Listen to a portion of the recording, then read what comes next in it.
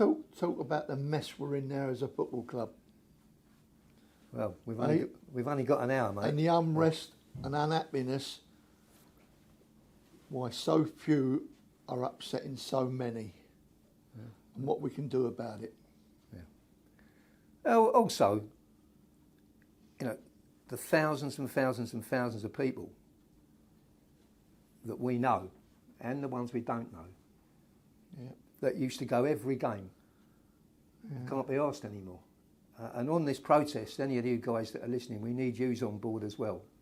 We need all of West Ham on board, Bill.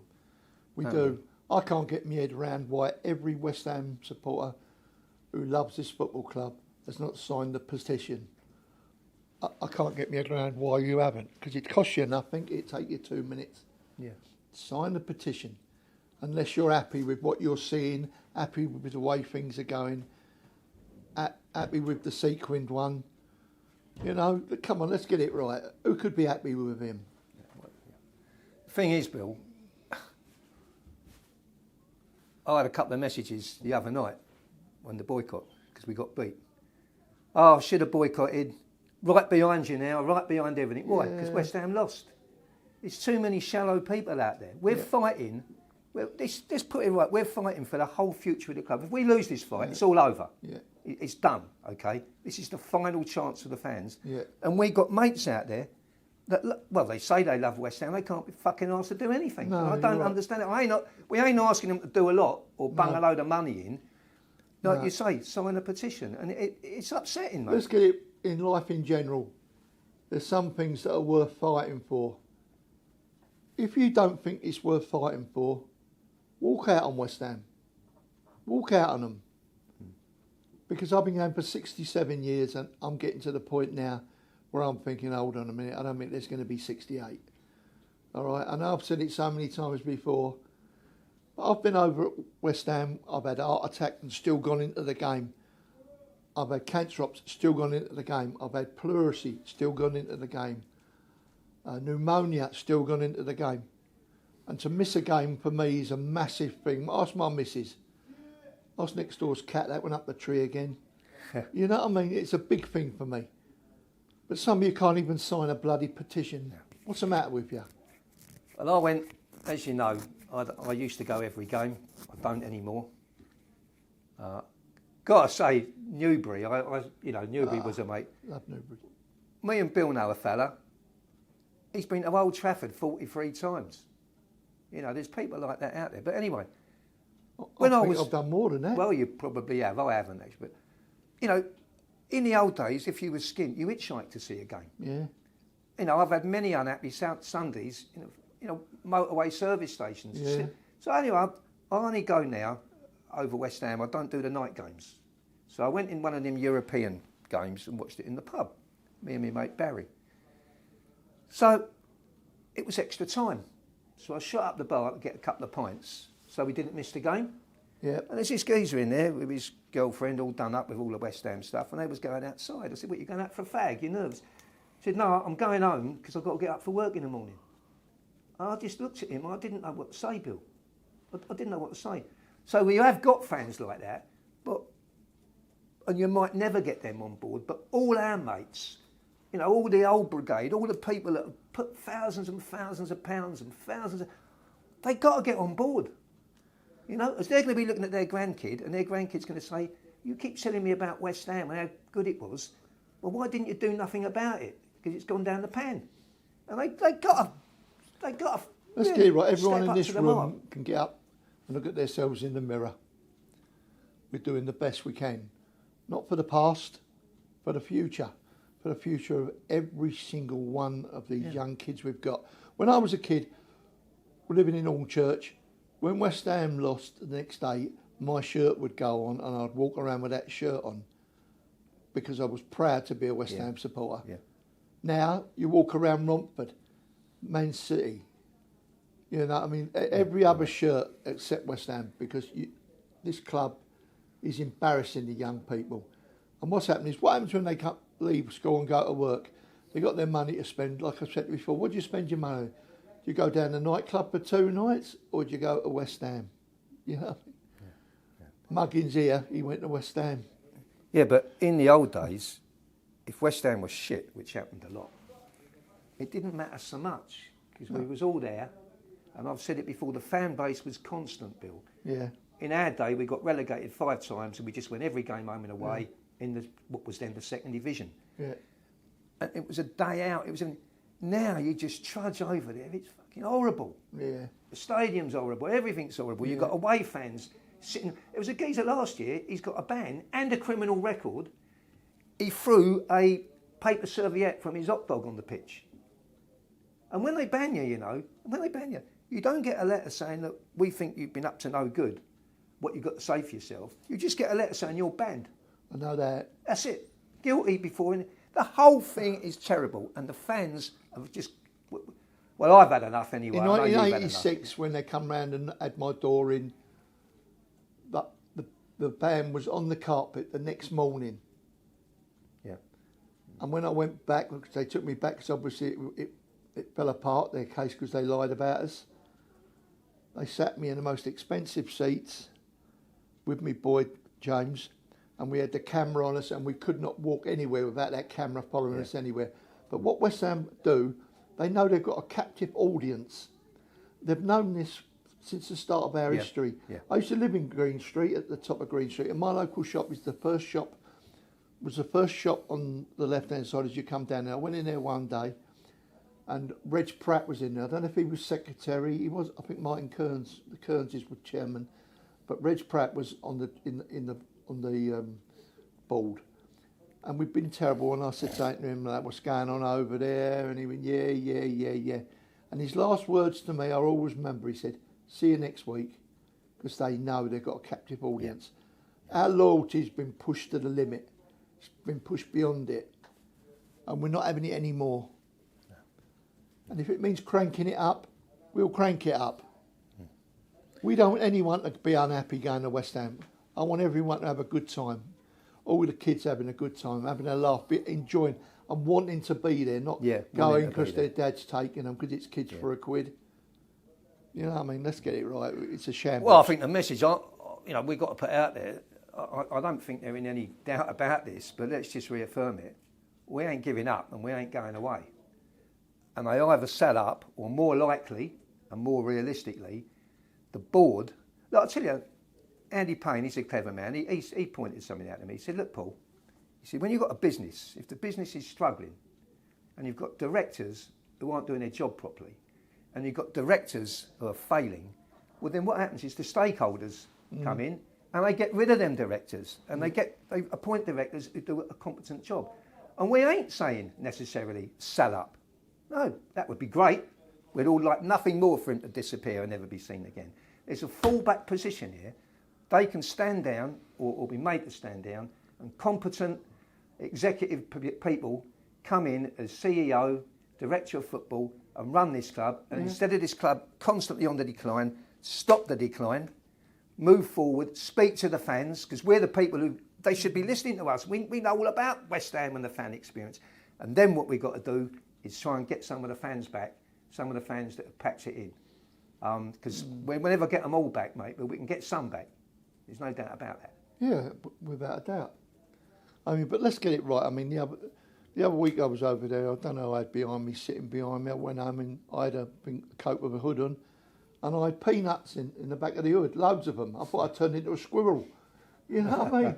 Unbelievable. You know, I just can't get my head around it. I mean, they go because it's cheap football. And that's all our directors want to know. Cheap football means money. That's it. Well, that's the why tourists the as other night well. Tickets were given away. Oh, look, tourists. Let's be clear about this, and you'll know the same people as me, right? You got Norman from Malta, one of the most loyal supporters. This Finland West Ham have got 2 season tickets used every week. Yeah. New York Hammers, personal friends. I sat in a pub in Prague next to Sean, who runs the New York Hammers. Yeah. They ain't tourists. The Belgian Hammers, people from what? Good supporters. Tourists, people, they don't care about West Ham. They don't know nothing about West Ham. And okay, there's a place for them there. We have got this P1 Capital, that they sell tickets in about 25 different blocks. Yeah. Well, why can't they be in 3 blocks? Yeah. And we put this to the club. Now, the other thing that happens here, of course, which you can't control, people who don't want to go over there, they sell their ticket back on the ticket exchange. Okay. They don't get cash, of course. They get this two bob club cash. So we suggested to the club, look, if you give them cash back, then more people might actually do it. And you'll make more money as well. And there'll be less empty seats, be more of an atmosphere. But also, if you have got a waiting list, and I don't think they have anymore, give first dibs to the people who are Claret members who get not a lot for what they pay, or season tickets. Just the strategy's got to be get as many West Ham supporters in that stadium. When we was protesting against the concessions, and loads of people said, "What's the point? What's the point?" And a lot of them people have now got a concession because of what we put in, right? When we had Liverpool, it was unbelievable. We was on Bridge 1 though. We're giving balloons and leaflets out. We couldn't find a West Ham supporter against Liverpool. There must have been 20,000 of them. And my mate, Jamie from Leicester, he's doing these scarves you might have seen. He's doing them at cost, good fella. And he knows all the guys who do the half and half scarves. They're all from Southend way. And he said, I get my scarves from the same company, and their order for half and half scarves at West Ham has doubled in one season. That tells you all you need to know. And that tells you all you need to know, And after the Liverpool game, I usually go to Plaistow, and all the trains were messed up. So I went to Plaistow, but I just had a pint and come straight home. So I thought, all right, when the train pulls in, I was on the Met line. When it comes in on the Central line from Stratford, there'll be some West Ham people there. I'd have a chat about the match and that. I'm not bugging me, right? I had the right anyway, because millions of tourists. So I'm sitting there, and there's a seat either side of me, free, and a guy from the Far East come and sat in the left-hand one with an half and half scarf on, and a Yank come and sat in the right-hand side one with an half and half scarf on. And that was a real low for me, and my pal Matt Summers, Matt's been going not long, only about 35 years, right? And cause he's younger. And Matt said, he said, I looked at, he's in the upper tier. He said, I looked around, and he said, there's about 100 people in my view, and I don't think any of them at all was West Ham. No. And they don't care. All they care about is them tourists are going to get down the club shop. But here's a message from Mr. Sullivan. When them tourists go over there and they see just how shit it is, they go over there for the Premier League experience. Right? They go over for a bit of atmosphere. Maybe they think people still jump up and down and sing Knees Up Mother Brown. I don't know. But I tell you what, whatever they go over there for, they're going to be bloody disappointed. Yeah. And A, they won't come back. And B, they'll tell all their people back home, don't bother going over there. Go to Arsenal or Tottenham. So the tourists will dry up. But the trouble is, by then, there ain't going to be no one left of the original fan base, because the original fan base is walking a bay daily. I went to a funeral a while back in Plaistow in the summer, and the fella had 9 brothers, something like that. So you can imagine all the people in Plaistow, not one of them still go to West Ham. Loads have thrown the towel in, haven't they, now? I mean, let's get it right, Paul. Our bloody song is a defeatist song. It don't rouse me. I don't know about you. I know it's our song, so we're lumbered with it. We could do with more songs. Yeah. The experience, what you call the experience, well, I've had some experience in my lifetime, but believe me, that ain't one of the better ones. Well, I went, was it Anfield? Yeah, Anfield a couple of years back, and it's hard to get an away ticket. And I've got one, I went in there. And so they all sing You'll Never Walk Alone, don't they? And whatever anyone says about them, at kick-off when they sing it, it's impressive. Right? So I'm in the West Ham bit, 3,000 fans. I look round, and right behind me is a group of about 20, and they're like that, singing You'll Never Walk Alone. Turns out they're a football club, and West Ham's given 20 tickets for that. Actually, I think it was 50. In our end? In our end. Yeah. I think it was 50. And they're all fucking singing You'll Never Walk Alone. And yet people who go every week, they don't have enough points to get a ticket. It's just not on. It's just not on. My mate, Dieter, well, you know him well now, because you go to America. My mate Danny, he's really big into America and the New York Hammers, and they're real good mates in that now, real close. And I went over the Palace playoff final. Danny booked it all up for his birthday, and I didn't want to go because it was West Ham was at Wembley, but he'd paid for it all. You know what I mean? So and that was the sort of start. It was a big thing. But anyway, they was over there for the pre-season sir. So Dieter's there in the West Ham end, and he said, the other team scored, and the bloke's jumping up and down, like, you know, and Dieter said, no. He said, well, hey, it's a goal. Dieter said, no, you don't get it. Like, you don't cheer when the other team score, you know. But, yeah, there's a place for them. But I just don't want them sitting next to me. That's all I'm saying. That's it. I agree with you. Yeah, there's a place. When West Ham score, you know, you're not with all your mates no more because everyone's been split up. But when West Ham score, you just want to jump up and down and hug the bloke next to you. It don't matter you don't know him or her, does it? You know. And then you glance round and look and see if the linesman's flag up on the VAR is being looked at. Yeah. What about the amount of fans that go in now that wear their own colours? I'd be interested to hear Bill's take on that. Well, when we play Liverpool and Manchester United, you always see Liverpool and Manchester United shirts sitting in the areas, in our areas. Because once again, you know, if you live in Romford and you say you're a West Ham fan, the club's got no way of really disproving what you're telling them. It's wrong. We know it's wrong, but you know, if you say something you shouldn't be in here or nothing like that, you know, you got the stewards coming on everyone. I mean, they don't do nothing, do they? They just take down the number of the seat you're in, and you get the letter sent by the cowards. You know what I mean? That's all it is. Well, there's one that. Look, we know the ticketing policies are rubbish. Everything about the club is badly run. Right? The ticketing, way they do the ticketing is rubbish, and the stewarding, there's good stewards over there, but there's a lot that ain't good. And trust me, on a Monday, after West Ham's played at home, I get some right horror stories. But Hammers United did a bit of experiment a couple of years back. We wrote to West Ham and we asked for a load of tickets for Arsenal at home. I don't know if it was 10 or 20. We asked for a fair few. And they said, well, are you home fans? And we said, no, we're neutral. Because what it is, there'd be a prize for a competition we're doing. And they said, oh, that's fine, you have as many as you want. That's like, now, we've been on at them since we moved to that stadium. And it hasn't happened, thank goodness. But it will happen one day. One day we're going to be playing Liverpool, probably, or Man United, probably be Liverpool now. And they're going to score, and people are going to jump up, and they're going to be sitting next to the wrong people, right? And hell's going to break loose, and there'd be people hurt, people arrested, and most importantly, there could be kids there. When we played Arsenal, I dealt with 4 peoples who'd been arrested over there. You can't judge a book by its cover. I didn't know none of them. But what I do know is they were of the age that they went football in the day when there was trouble, and none of them had been in trouble before. 2 of them had their grandkids with them. 2 of them had their grandkids with them, right?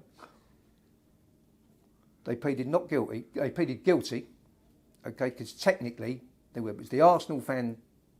You'll know it happened. You know, the Arsenal fans argy-bargy caused it. They went to court, and because they pleaded guilty, they got a lesser fine. But here's the thing: the police asked for the usual football banning order, and the judge wouldn't give it. He said, I'm not banning people from football for doing that. You're having a laugh. And that's another thing about the stadium. Is I'll challenge them now, right? I can't prove it. But I bet you there's double the amount of people banned from our stadium than there is banned from Spurs. And another thing, every year, I think that we might have slipped in the league to second. No, we're still top, mate. Right. Still top. Every year, West Ham are the top for arrests, right, in the Premier League. As far as I know, West Ham haven't got an active firm, okay? As far as I know, there's not been a major incident at a game. So why are West Ham always top for arrests? I'll tell you why.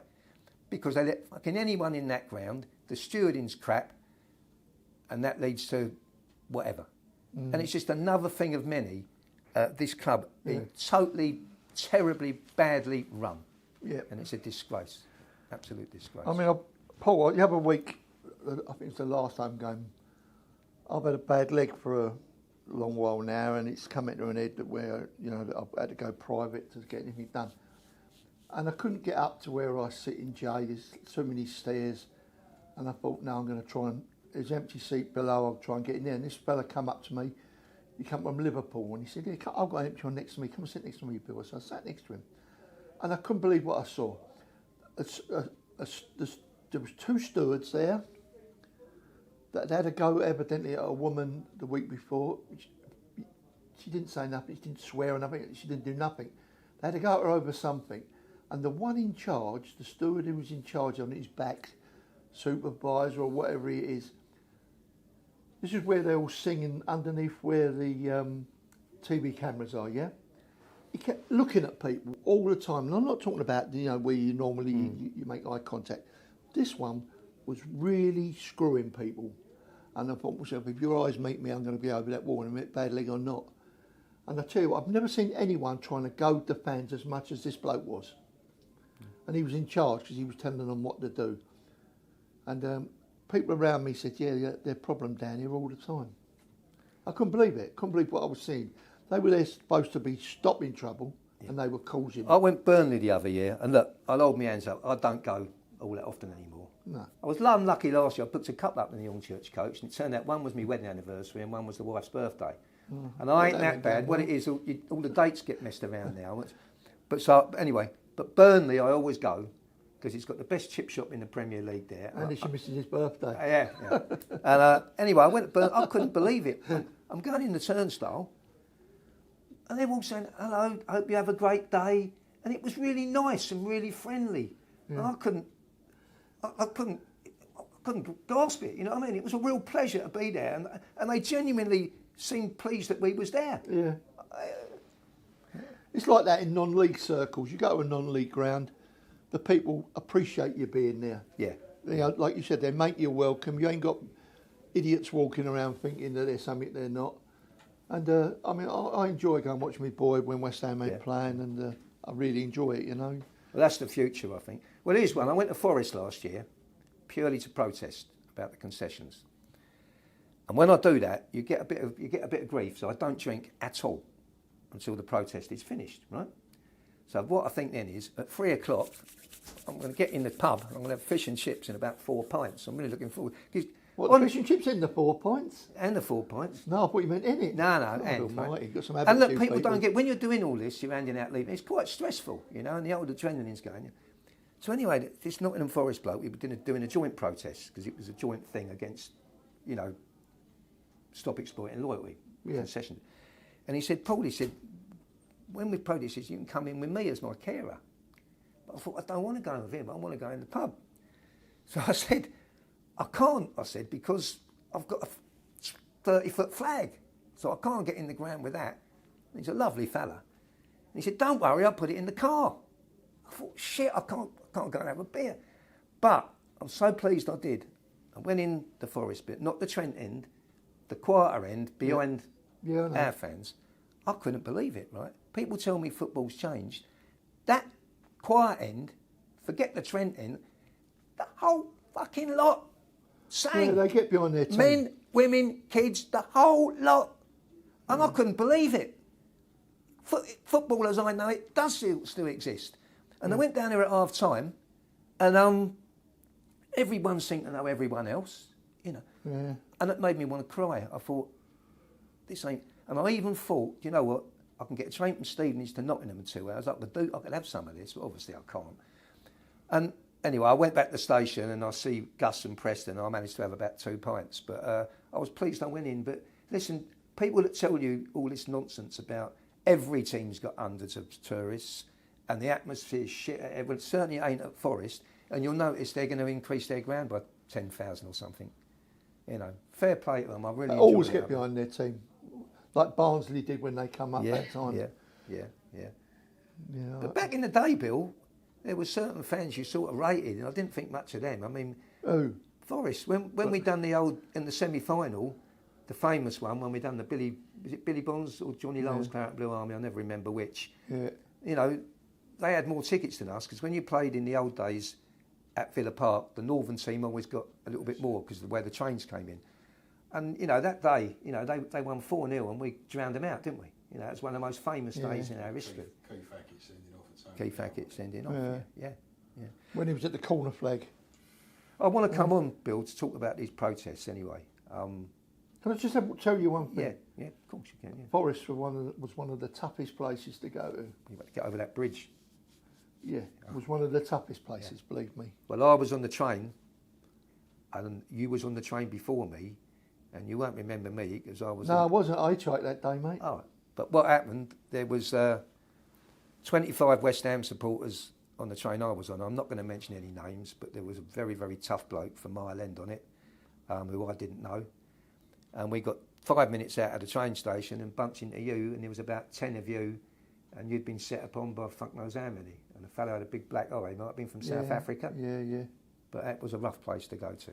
Yeah. They all was. People, and we didn't travel, did we? I thought I saw you that day because I thought you was walking down the road with a pint with a Saveloy hanging out the top of it. Hey, what do you reckon? That was me, Bill. Pickled gherkin, here he goes. That was me, yeah.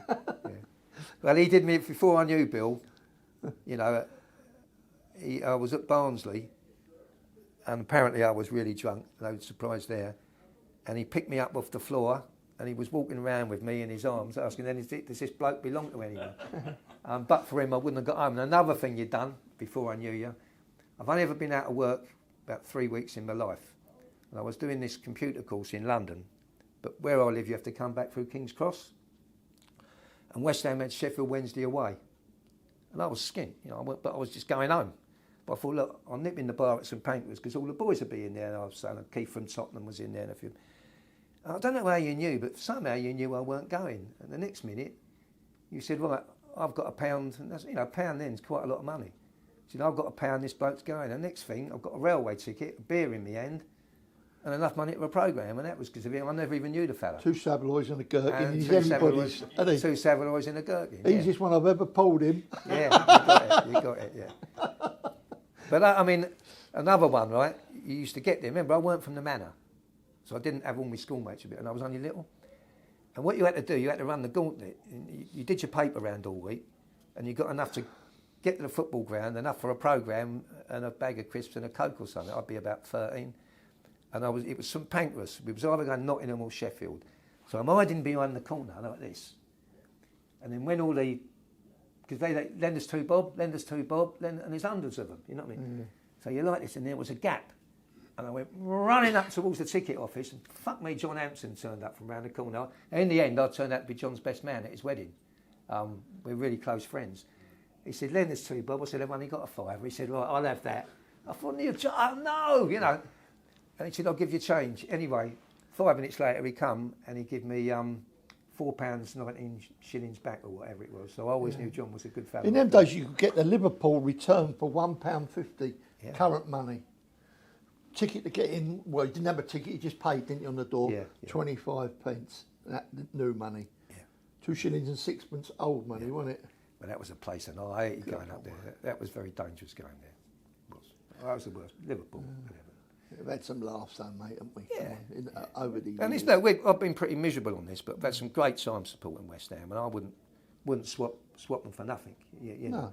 And the more shit you go for, and the worse of the bad times, it makes you appreciate... It's character building. The good times more. Character building, mate. When we won the FA Cup, because I'm from North London, Arsenal's the local team, they was all still in bed, and we was all in the pub at Stratford at 6 in the morning. Hundreds of us. You know, absolutely hundreds of us. That was the finest, best... Apart from when I got married, all my wife's family are watching. But you weren't there? Yeah, I was at Burnley. Apart from when I got married, the Arsenal Cup final was the best day in it. It was fantastic. And we all knew we was in the 2nd division, and yet all the diehards, we knew he was going to win, you know. I can't tell you why. Everyone was confident. We all knew he was going to win. And that's strange saying that, but we just did. Yeah, we had a good team though. But we had a good side, you know. You would have done. I've done every round home and away in 75 and 80. Yeah. I've done 38 years without missing a game back in the day. Did you, Bill? That's better. Every game, 38 years, and then I hardly missed. I had the 4. I didn't miss many, but always my mate Barry, who you know well. Yeah, of course, yeah. And Elise. I mean, Elise is a lady from Leicester, and she still goes every game now. And she used to come from Leicester, and this is in the days of the trouble, you know. Yeah. And Elise and Barry, they'd done 42 league games one year. I'd done 41, and I've always regretted it. We had Newcastle away on a Tuesday night, and I never went. And I pulled Elise at Brentford, so I've got a bone to pick with you. And she said, what's up? I said, you've done fucking 42 games, and I didn't. But yeah, Newcastle away I missed. It's very difficult to do every the whole game 42 now. was a wedding or a funeral. In them or something. days, it was. I think it was easier. But nowadays, you know, with contracts, people working 0 hours contract, you can't just.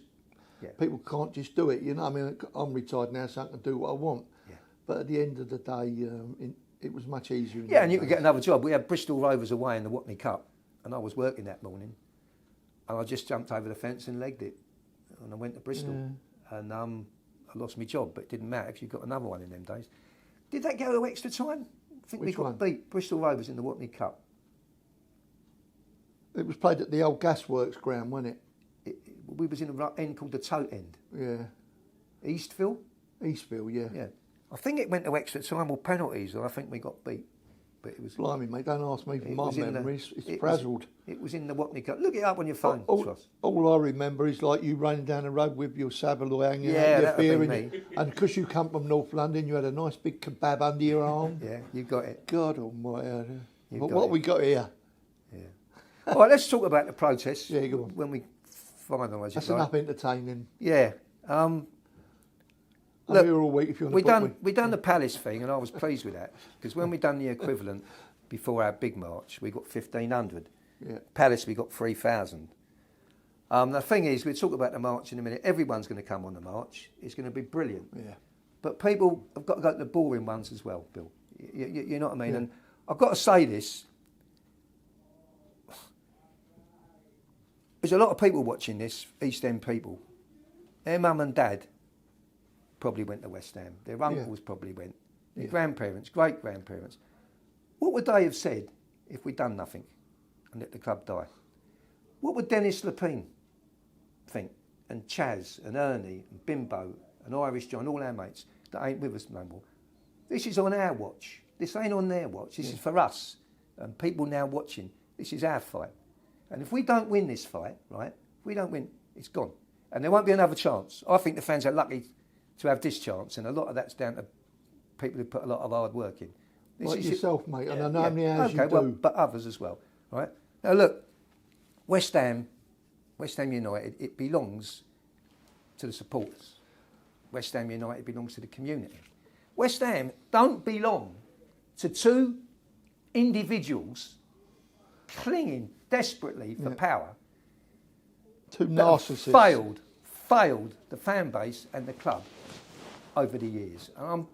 All of you watching, especially my mates and his mates, that have been going for years, right? West Ham always stuck together. We always stood up. We always were loyal. We always had each other's back. And we always fought for something. Yeah. This is the biggest fight this fan base has ever had Yes, in yeah. 150 years. Yeah. And people need to fucking well stand up. And you can't even get out and just Stand up bone and up fight. and put in a petition. Now, the next thing is a sit-in after Newcastle. And only some of you will be going to the game. But them of you that do go to the game, sit in. It's an early kick-off, half hour. Is West Ham, does West Ham not mean enough? You can give up half hour. Well, it's half hour at present. It might go on longer. Well, you know, and the march, right? Fella contacted me from Australia. I don't know him. He's coming over especially from Australia for the march. Especially. And I have to say personally, I'll be really disappointed if people who still live in Plaistow and Custom House and Canning Town can't be asked. That would disappoint me, okay? But please, everyone, we need you there. Get down the station now. Get your railway ticket. Stratford, 12:30. If you can't walk that far, we go near Pudding Mill Lane. Pick it up there. We need all the West Ham there, okay? Because this club will die. Yeah. And when you talk to your grandkids and they say, well, what did you do then? Why are you telling me about West Ham? Why don't you go no more? Why are West Ham shit? Why are they in the 3rd division? What did you do? I hope you don't just shrug your shoulders, because I can only say that me and a lot of my pals, we're doing everything we can. So long live West Ham. Okay, anyway, over to this man. Long live Bill Gardner. Daddy of us all. Thanks, mate. You had 2 Savaloys there, didn't you? Yeah, 2-7. I had to get that off my chest. I'm pissed off with some of the people that moan like fuck about Sullivan and Gold. Sorry, my They do apologies. nothing about it. And Sullivan, and they don't do nothing about it. And they'll be the first ones, because mark my words, I don't think we'll go down this year. They will sell Jared Bowen in the summer because they're skint. They're not skint personally.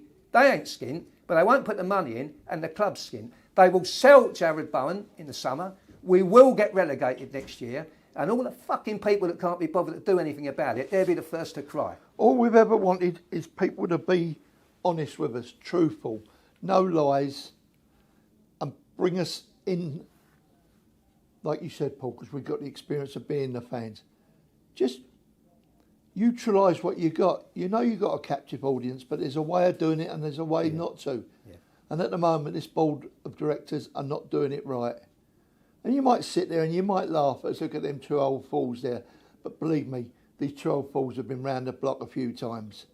So we understand what's going on. And I wonder if there's a place in the future for an AFC West Ham. Possibly. Because there are plenty of non-league grounds that would willingly share with a club that could bring in 5,000-6,000 plus supporters every week, which I believe we could. I have connections with an ex-chairman of a football league team. I think I can get a team together that could play at, I know definitely could get players who could play at step 3 and 4, but we'd start at 5 and 6, and I think it's doable. I think it's doable. AFC Wimbledon done it. You want to see the good times they had when they first started, and now they're just starting to show a bit of fruit. What they've planted. Mm. You know, I wouldn't want no part in it. I'm too old now. My time's coming to an end. But I want, when I take that last breath, I want to look at people and think we've got hope. Yeah. There's hope or no hope. And if you don't sign the petition, if you don't come on the marches, that's no hope. Yeah. Give everyone around you hope. Sign the petition. Come to the march. Give up that half hour in the pub once. That's all we're asking you to do. Just show what really matters in your life. Is it worth fighting for? Eh? Or not? Do you think the running of the club's getting worse, Bill? Oh, without a shadow of a doubt. Without a shadow of a doubt. I mean, let's get it right. Sullivan's set in his ways, and he's that way because when you get older, you do get set in your ways. I'm set in my ways, and I'm much, much younger than him.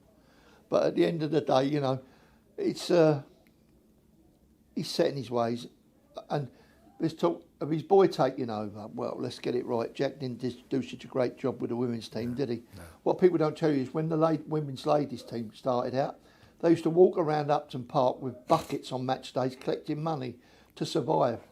But once they see it's a few quid to be made out of this women's football, they're on the bandwagon, you know.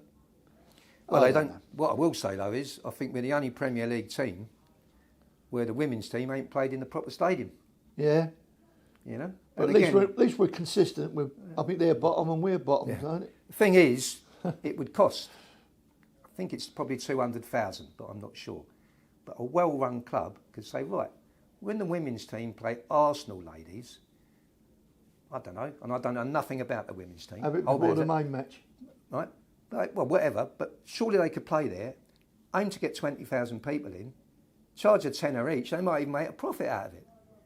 But they don't want to know anything that needs money spent, they don't want to know. No. I mean... Money making's a different kettle of fish though, isn't it? Me and Bill was talking earlier, and we can't prove it, and we might be wrong. But they're putting it out there, isn't it great that they've recruited from within for the backroom staff? And Bill, I was good friends with Dennis. Bill was much more than good friends with him, you know. And obviously one of the lads is Billy Lepine. But our understanding is the reason them people have got a job over is because they wouldn't pay the money for Nuno to get the usual, you know, the usual backroom staff in. I can't prove that, but I believe it. I really do, and that sums them up. Always follow the money with West Ham. Always follow the money. I mean, it's like Wilson, isn't it? All right, what we were led to believe he's on a low basic pay and quite a larger amount of money if he does play. So it pays them to keep him on the bench. Yeah. Phone down, hello Nuno, it's me, and you go, who's you? It's me up there, look, with a shiny jacket. Oh yeah. Oh, I see you, mate. Who's that large woman next to you? That's my new bird. Your new bird? You see, she looks like a giraffe. She's so fucking tall. Yeah. She's all right. She's all right sort. Well, what do you want then? Don't bring Wilson on it, save me 15 grand. I can go and get a new sparkly jacket for me and her. I went, I'll see you later then, Dave. Yeah, bye, Nuno. Yeah, very good. I'm going to master his voice, believe me. Yeah, very good. I just want to move on to talk about the football, really, and sort of how badly the football's been run. Directors of football, successive managers. Don't get me wrong, I don't think any of the managers, well, we don't know if Nuno's going to be any good yet. I don't think any of the managers are particularly good, but you can't keep chopping and changing managers when everything is broken. Then you've got to look at the top of the club, and that's players and managers. Interested to know what Bill thinks of, maybe some of the players and the management structure. I would always be willing to give a player a chance, irrespective of where he come from, what he's done, if he was a failure at another club, and the running of the club. I mean, I've been pretty lucky that both my boys have played for the West Ham Academy. So when I used to go there and take them training, although I've got a bad leg, there's nothing wrong with my ears and my eyes, and I used to have them open regularly. And I knew that back in the day, our European scouts was newspapers, foreign newspapers from Spain, from France, and the gentleman who was looking through these papers would look through, and I used to speak to him, and he'd say, he looks good, please, but he's reading it on the newspaper. You have to watch a player 6 times, because you might see him one day when he's had a row with his old woman, you might see him one day when he's not well. 6 times you get a basic idea of a player. I mean, Alan Pardew liked big, fast players. He told the scouts to only look at them type of players. So the days of the little player, like your Johnny Gileses, your Bremners, your Joe Coles, it's very difficult. But I have got inside information that West Ham have got a lad, 6 years old, that's been taken to West Ham by his granddad, who is a very close friend of mine. And they've told his granddad that he's the best youngster they've had since Rio Ferdinand. And I know that his granddad will never let him go somewhere else. And Tottenham wanted him and all, but my mate said to his daughter, don't let him sign for them, and say sign for West Ham, but they can't play him because of his age. But he's been playing 2 years above himself, this lad, and what I've been told, he's special, and we can only hope we can hold on to these people. But I look at it now, both my boys were really good players, that's why they got to the academy. But if I had the choice again, would I let them go there again? No. No, I wouldn't, because I feel, what chance are they going to get? Look at Potts' boy, he should be given a chance. We played 2 blokes in midfield the other night that can only last 45 minutes of hard work. Youngsters can run around a lot longer. Margassa and Potts, for me, would be my 2 centre midfield players. Give them a chance. What we got to lose? Yeah. Nothing to lose, have we? Well, I mean, the time Nuno's had a handful of games. Obviously, we want any West Ham manager to do well. What he's got going for him, he's got a bit of charisma. Yeah. So that makes people like him. But I'm worried that under Sullivan, no manager will succeed. I've written this down because I thought it was a good thing, right? Go on, mate. This is Graham Potter. Graham Potter when he leaves. And he talks about the starting point when you take the job. So where's the club at? If everything's good, the culture's great, the environment's great, the team has had a lot of investment, we've got all positive, young, dynamic group of players, lots of hunger. Okay, that's one start position. If the starting point is different, then the challenge is different. No manager is going to succeed there. The current protests, the catalyst was quite simple, guys. Everyone knew that if we didn't want a repeat of last season, we needed considerable investment. They spent 48 million. It was the 12th highest spend, okay? But it weren't just that. They made it worse because, as usual, they gaslighted. Oh, we can't buy no one because of PSR, which was proved to be not the case. Yeah. Okay, it was proved to be gaslight. And that made it worse. And so the West Ham supporters, they might think we're silly, but we ain't.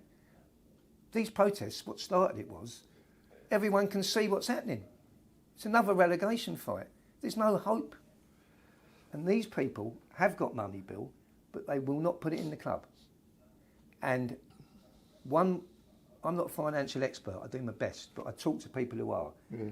West Ham need £100 million from somewhere, okay? Otherwise Bowen's going to be gone in the summer, right? They need 100 million. Sullivan ain't prepared to put that in. I don't blame him for that. But if he ain't prepared to put it in, then he should let somebody else put it in. I don't blame him for not. But if he goes, Bowen, he's done his bit for us. He's been great. Yeah. I want him to do well. Yeah. Like I mean, I was friends with Declan's mum and dad, and I'm one that will never slag Declan off, never ever. I liked him. I liked his mum and dad, and that's, you know. Can I just borrow them a minute? Yeah. Christ, them Saveloys must look using them, mate. I knew that was coming. I knew that was coming. There's, you know, if Sullivan don't go, there's no hope. We're just going to stagger around like a load of zombies, and then our time will come when we go down. I believe it will be the year after. And as for where I've got to pull you up, Bill, and I love Bowen, because not only is he totally committed and a brilliant player, he's never fucking injured either. If he gets injured this year, then we are down. We all know that, right? Yeah. But it could be that in the summer, Jared don't want to go. I doubt it. West Ham will say, well, you've got to go, because we need to get 100 million. And I've said it so many times before. One of my committee members made this analogy, but I love it so much, I've got to use it again, right? So imagine you're in the family home, and you all love the family house, you grew up in it, and mum and dad lived in it, but you sell it. And you sell it, and instead you live in some rented poxy place you don't like, right?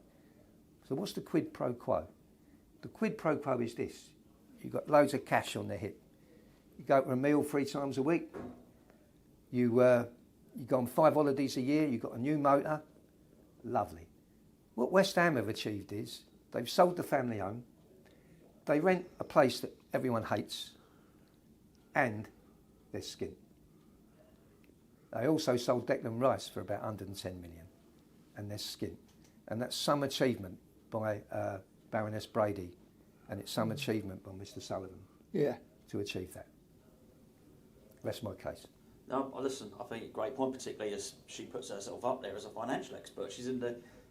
That's what she does. She's front and centre of the apprentice. She is meant to be the person that can get the deal done. And you look at it now, and the deal of the century is looking decidedly poor. Listen, Paul, how can people get involved in either the sitting against Newcastle, and then just give us a few details about the process? Just stay in your seats, isn't it? Yeah, it's simple as against Newcastle, stay in your seat. Now, Paul's going to run down the road. He's going to go in a fish and chip shop and tell them to put on more and more Saveloys and fish and chips on, because he'll be coming later with his pint of beer. What people are trying to do is congregate in the Bobby Moore, but we've got to be real about this. Yeah. You know, the people on the ground have got to use a bit of savvy. Even though they say, like in the week, they loved it. People coming down from the top to fill the empty seats. They won't like it if you try and get into the Bobby Moore altogether. So we're thinking about it, you know, what we can do. Maybe there'll be different meeting places. Maybe we just stay in your seat. But the big thing is, please guys, be prepared to stay behind for half hour afterwards. It's an early kick-off. Yeah. You know, so you ain't going to get home no later. No. Now, I'm all ready, because you've got people out there, professional people having a dig, okay? Oh, well, what, you expecting us to stay when we're 3-0 down? No. If West Ham's 3 or 4 down, okay, well, fuck off home then. I get it, you know? Yeah. I get it. But if it's not 3-0 down, yeah, it would be nice if fans who care about the club stayed behind for half hour and vented their displeasure. Now, regarding the march, look, we're going to get 10,000, dead easy. We did the last big march, and it was just under 9 there. That was independently verified. And for them that don't know, I can promise you there was not one arrest. It was carnival atmosphere, loads of kids, and it'll be the same again. Don't give them any ammunition. Yeah, no trouble. That gives Mr. Sullivan would like nothing more than to say, here I am getting bullied, all them horrible people. Yeah, it'll be properly run. All them It'll be plebs. stewarding. Now, it will leave Stratford Underground Station, the main entrance. Okay, the main entrance. That's the one when you come out, there's the red old train there. Yeah. Okay, leave there on the dot, 12:30. It won't leave at 12:31 because I don't do late. It'll leave at 12:30. Yeah. Okay, it will go down Stratford High Street and it'll do a right into Carpenters Road. It'll pass the Carpenters, and it would be lovely this time if the regulars in the Carpenters came out and give us some support. I was in there before the Palace protest, and I said, right guys, just to let you know, we're all leaving in a quarter of an hour. Hopefully some of you can come and join us. If not, no hard feelings. We're all West Ham. And they gave me a clap. I thought, well, they gave me a clap, they gave me a clap. And then when we left, they all just kept on drinking. I couldn't believe it. Leave that one to me. I'm going to go in there. Yeah. I'll get them out. Couldn't believe it. But anyway, past the Carpenters, then there's a left into Siding Street, and then we come near to Pudding Mill Lane Station. And obviously we recognise some of our fans, I'm one of them really, you know, getting quite old, won't be able to do the whole route. So we'll have a steward outside Pudding Mill Lane Station basically saying, look guys, under the bridge, and the march comes by. It'll go by about 150 yards of the station, go down to where we were against Palace, to the gates, hand the fans petition in. Okay? Bill will be one of the guys handing the petition in. Bill's the daddy of us all, and I think that's right. I've asked him to do it, and he's agreed. I ain't paying maintenance for you, that's for sure. There will be another guy. I'm going to keep that close to my chest at the moment. Another well-known West Ham supporter, and then we'll say a few words, and then everyone, people like me, can get off to the pub to watch it. People like Bill go in the stadium to watch it. It's got to be a real big show. You know, it's no good if we don't get 10,000, and I'm sure we will. So look, please, them of you going to the match, it's not a big deal anyway. But I appeal to all my mates that don't go anymore, and I know a lot are. I said on the thing the other day, come on, you know, Hackett, you've got to come down from Nottingham. He said, oh, I'm from Lincoln. You know what I mean? There's a lot of people coming, but we need you all there, guys. And it's all been agreed with the police. We've met the police. It's all above board. It's all agreed. There will be a couple of surprises on the march, which I will keep to myself to make it a little bit more colourful. Free Savaloy's legs. It'll be me running around with a clown's outfit and a Savaloy in the ear. But no, there'll be some surprises on the march which will brighten it up, and hopefully it'll be a real good day, a real carnival day. And look, in the meantime, sign the petition. And it's to hand the petition in, so make sure you sign that. Make sure when you sign it, you get a follow-up email, which might go to your junk, and you've got to do that. But look, there'll be different stages to getting these people out, and we can look back and we can say, look, that sit-in was one of the stages that led to it. The march was another. Now, whether that's a big stage, a medium stage, or a bloody great big stage, is down to you guys. We need you there in force if you care. And if you don't care about West Ham, okay, go over there and enjoy the game. But I appeal to you, you know, if you care about West Ham, we need you, because you can't carry on like this, because this club will die. That's all I can say. Yeah, well done, mate.